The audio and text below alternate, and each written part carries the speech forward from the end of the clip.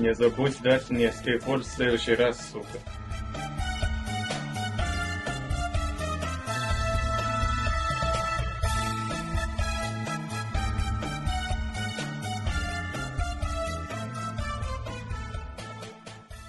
So Acedeck is known for making very powerful boards. First we had the S1, which was a very powerful short board, and then we have the Z1, which is a very powerful off-road board that threw me off a few times without bindings. And then we got the X1. It was a little bit more on the mellow side, but in the category, it was still powerful enough. Today, we got a new member to the Acedeck family.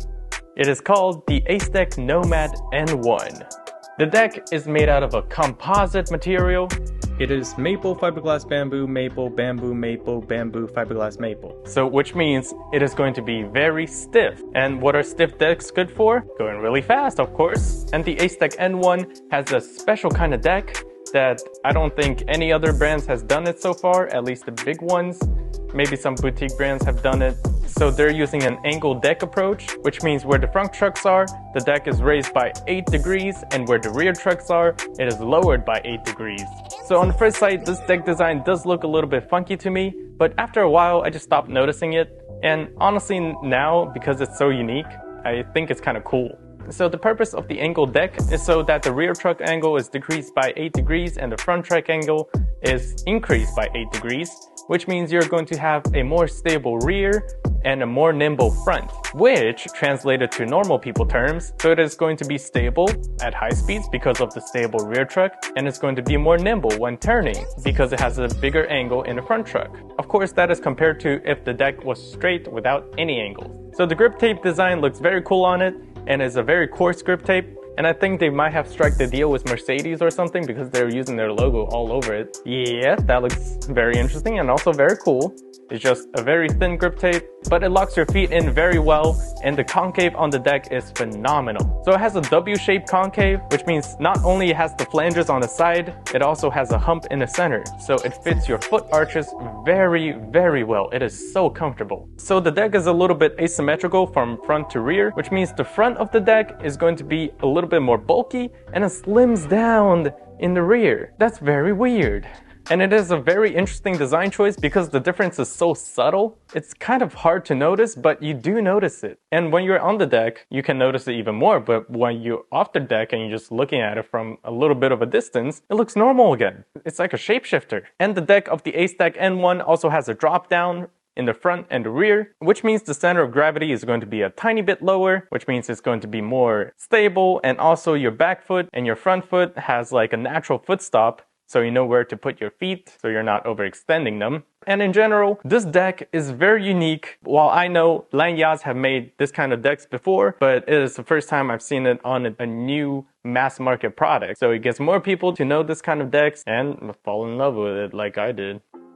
So the Acedeck N1 uses a TKP truck design. It looks mostly the same as our first X1, but they made some improvements on it. It looks very sleek. It's CNC'd and everything, and it's like 70-75 aluminum, so it's really, really durable. And we have not had any problems with the truck so far, and they're just phenomenal. It's so stable and nimble. Here's the important part. It is nimble while being stable at high speeds. This is one of the first boards that I'm comfortable going at a higher speed and going through a corner. Like usually I will do a little bit of a brake or just let go of the throttle. This one, nah, I can still push a little bit throttle on the curve, and it gives me the confidence to do that, which is great. And paired with these trucks, it comes with their 100A orange bushings or the black 92A bushings. The versions that we got, it was all 92A, so it was really soft, but I think with the production versions, it is going to be a different combination, so it will be more stable than our one. Because the first time I stepped on this board, I was blown away at how soft it is and how powerful it is,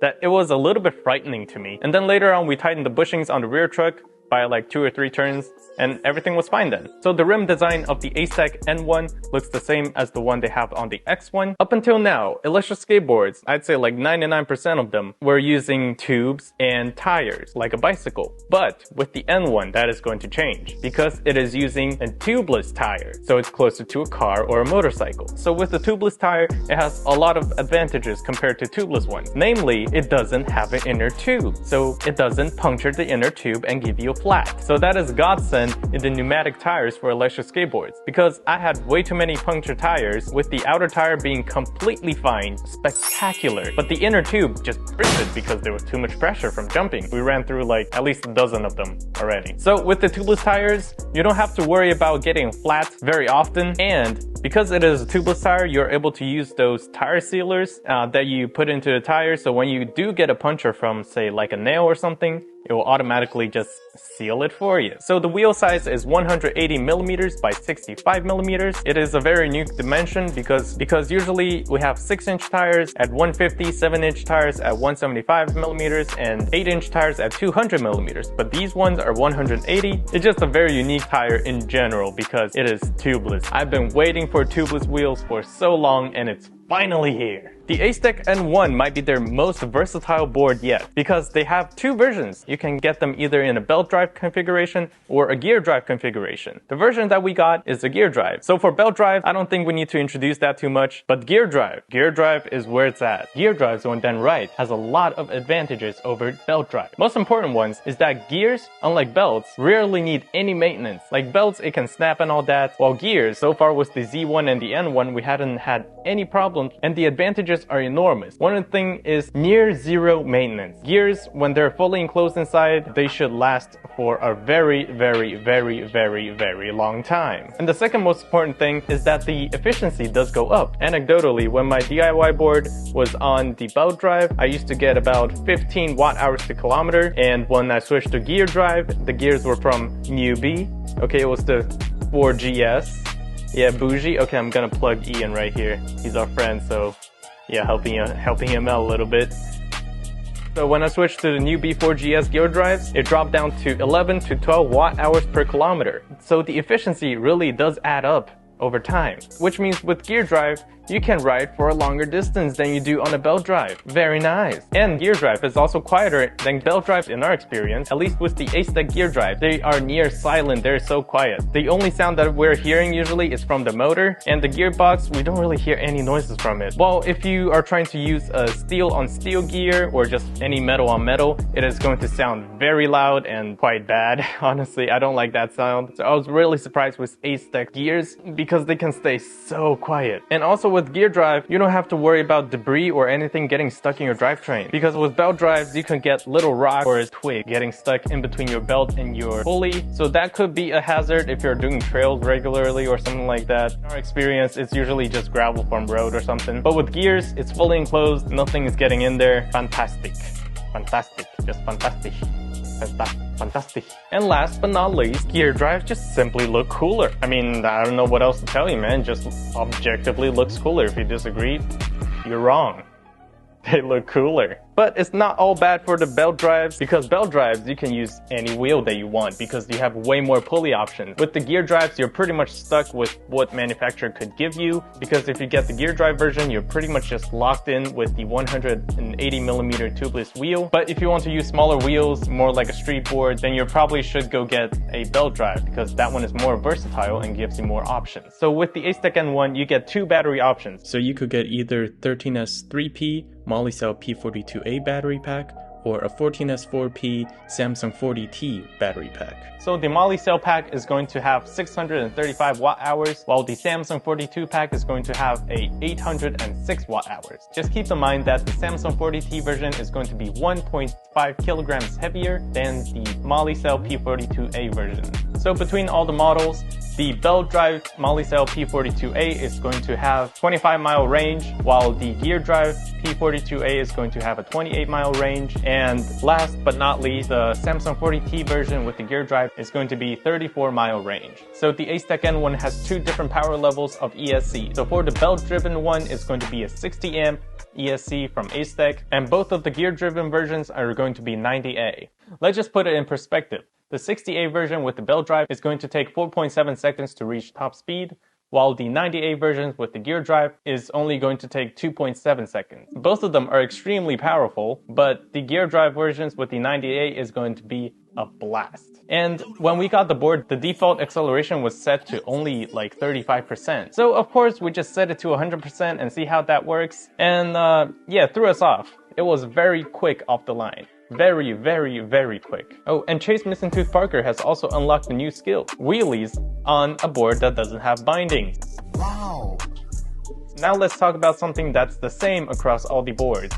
It is going to be the motors. They're all 6384 BLDC motors. While being a bigger motor doesn't necessarily mean it's going to have more power, but what a bigger motor does do is that it has the capacity to have more sustained current going through it. So the Acedeck N1, similar to the X1, they have the charging port built into the rear truck's base plate. Flick that thing up a little bit and you stick the charger in. Very nice, very easy. You don't have to flip the board around, or like on the side you have to fiddle around with the charging port. It's right on top. Very good, I like it. Keep up with this, Acedeck. And we did complain about the X1's charging port plug being very hard to plug back into. So with the N1, they improved on that. They actually listened. It's fixed now. So the Acedeck N1 uses a carbon fiber enclosure on the bottom. It looks very clean, but one thing about carbon fiber is that it gets scratched and it has a white line, so it's hard to keep it clean. So our unit has stickers on the bottom, and one of them says, "Love without fear."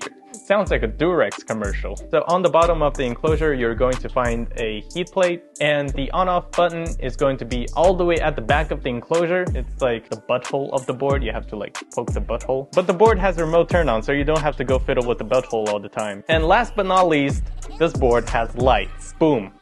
Already better, just lights. Amazing. So on the two sides, it has blue lights, and in the front, it has white. But I would really like to see integrated headlights in electric skateboards next. And I hope Acedeck, gets my message. You want to get integrated headlights into the boards, right?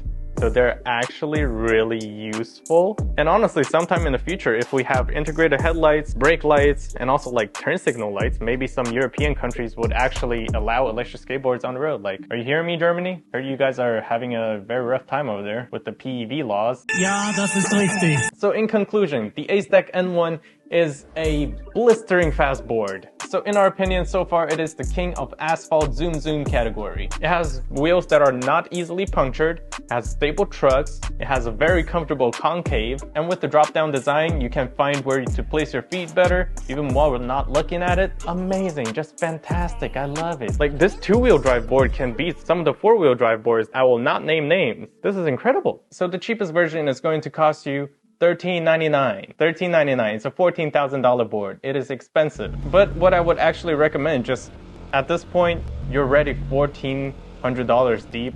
You might as well just save up a little bit more money and get the top of the line. It's $400 more, and it gets you so much more performance compared to the base model. What do you have to say about the N1?